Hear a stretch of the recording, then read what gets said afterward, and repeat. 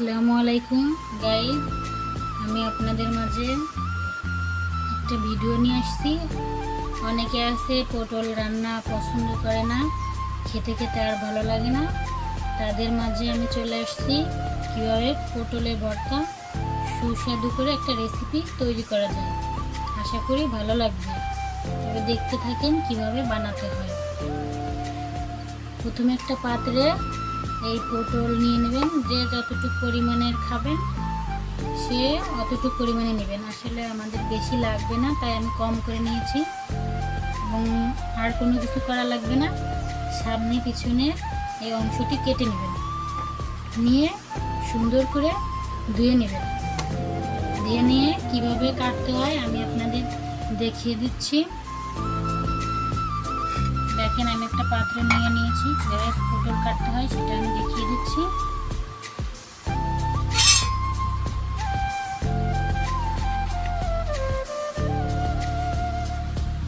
এরকম ছোট ছোট করে কেটে নেবেন।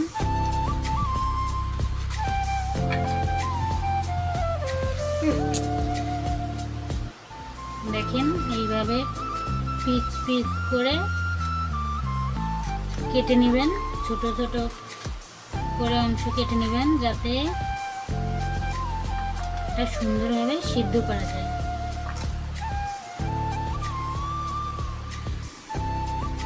দেখুন, পটল আমার কেটে নেওয়া হয়ে গেছে, কি সুন্দর করে কেটে নিয়েছি। এভাবে ছোট ছোট করে পটলটি কেটে নেবেন। কেটে নেওয়ার পর আর ধোয়ার দরকার নেই, যেহেতু আমি আস্ত করে ধুয়ে নিয়েছি। এবার এই পটলটি সিদ্ধ করতে হবে।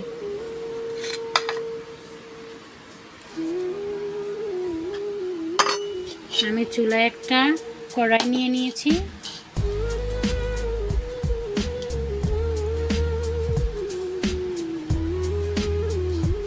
কড়াইতে একটু পানি দিয়ে দিব। দেখেন, কড়াইতে আমার পানি নেওয়া হয়ে গেছে। এখানে আমি এখন এই পটলটি ঢেলে দিব।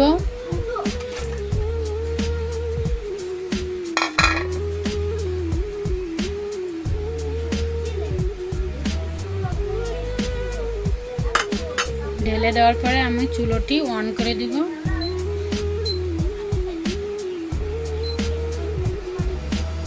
এখন এখানে আর কিছুই করা লাগবে না, হালকা একটু নাড়াচাড়া দিয়ে এটাকে ঢেকে নেবেন।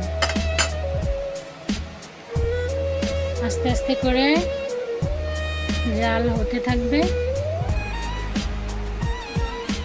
কিছুক্ষণ পরে দেখেন, ফিরে আসছি আপনাদের মাঝে। পটলটি কীভাবে সিদ্ধ হচ্ছে,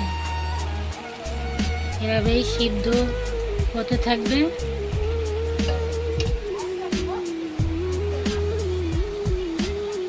আমরা আবার দেখে নিচ্ছি পটলটি কীরকম হচ্ছে। দেখেন গাইস, পটলের পানি শুকিয়ে আসছে, তবে অল্প পরিমাণের পানি দিবেন।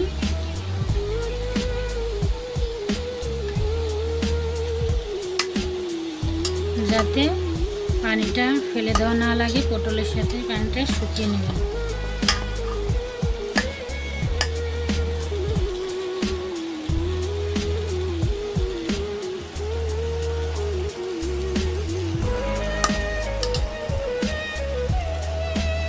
পটলটি প্রায় শুকিয়ে আসছে পানি।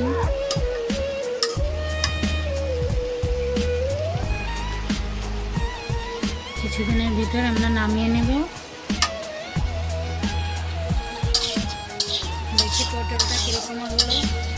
পটলটার পানিটা শুকিয়ে গেছে। আমরা কিছুক্ষণের ভিতরে নামিয়ে নেব। একদম শুকনো শুকনো করে নামিয়ে নেবেন, যাতে পানি না থাকে পটলে, তাহলে ভালো হবে। এটাকে নামিয়ে আমরা ঠান্ডা করে নিয়ে এবার টেস্ট করে নিব। যে যেভাবে করেন, কেউ পাটায় বাটতে পারেন, কেউ ব্লেন্ডার করতে পারেন।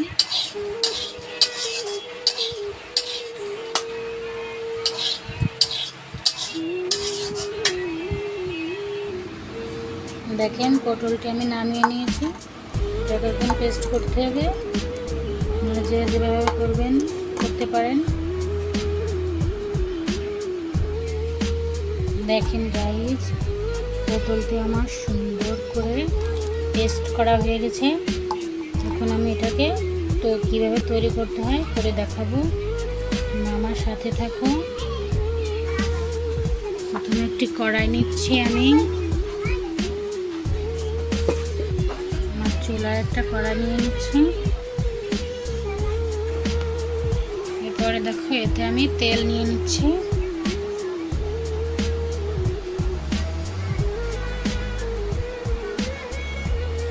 এতে তেল নিয়ে নিয়েছি দেখুন আপনারা। তারপর আমি দুটো শুকনো লঙ্কা 3 টুকরো করে কেটে কড়াইতে দিয়ে দিলাম।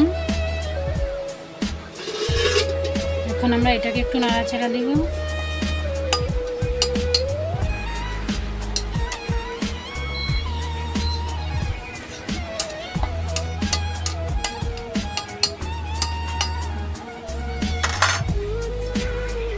এরপরে দেখেন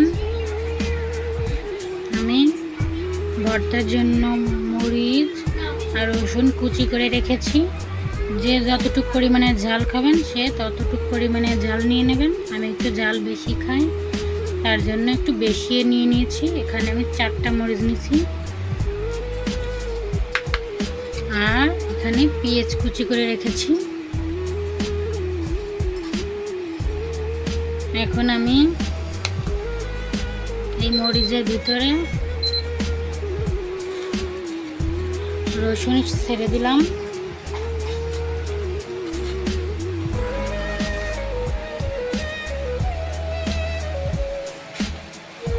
রসুনটা দিয়ে একটু নাড়াচাড়া করব। যখন রসুনটার ফ্লেভার বের হবে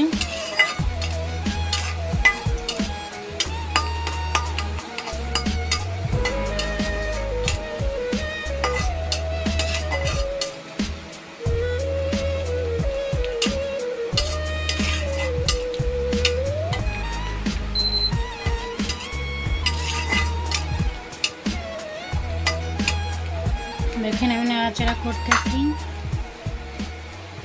এখন আমি দেখেন যে মরিচগুলো কেটে রেখেছিলাম কাঁচা মরিচ, সেটা এখন দিয়ে দিলাম।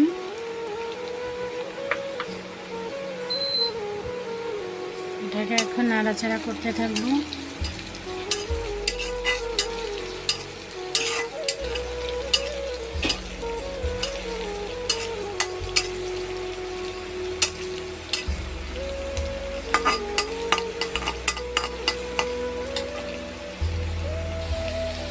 মরিচটা ভাজা হয়ে গেছে, এখানে আমি পেঁয়াজ কুচি দিয়ে দেব।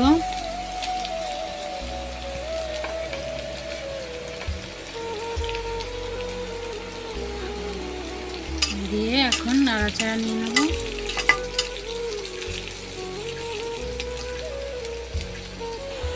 পেঁয়াজটি ভাজা ভাজা হয়ে গেছে। এখন আমরা এখানে সামান্য পরিমাণে একটু হলুদ গুঁড়া নিব আর সামান্য পরিমাণে একটু গুঁড়ো মরিচ নিয়ে নেব আর টেস্ট অনুযায়ী আমি লবণ নিয়ে নিলাম।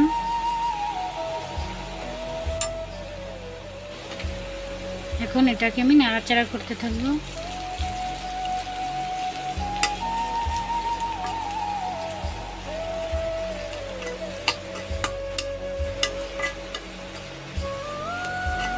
দেখতেই পাচ্ছেন কালারটা কি সুন্দর হচ্ছে।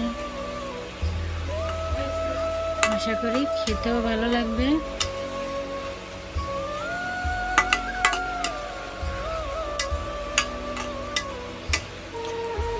এরকমের আস্তে আছে নাড়তে চাড়তে থাকবেন।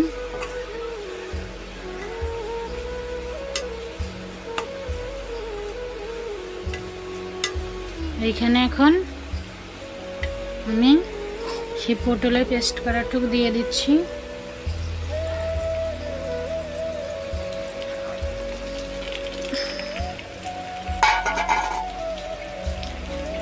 তারপর দিয়ে আস্তে আস্তে করে চুলার জাল কমিয়ে দিয়ে আস্তে আস্তে করে নেড়ে নেবেন সুন্দর করে,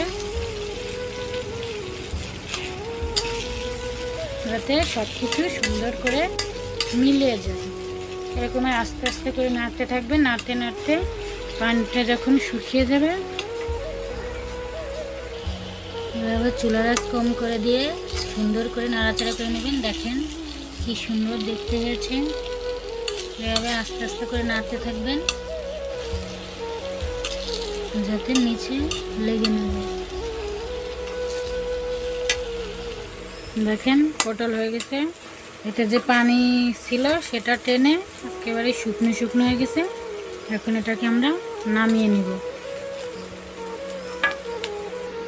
দেখেন নামিয়ে নিয়েছি, কি সুন্দর লাগতেছে দেখতে, খেতেও অনেকটা ভালোই হবে মনে হচ্ছে।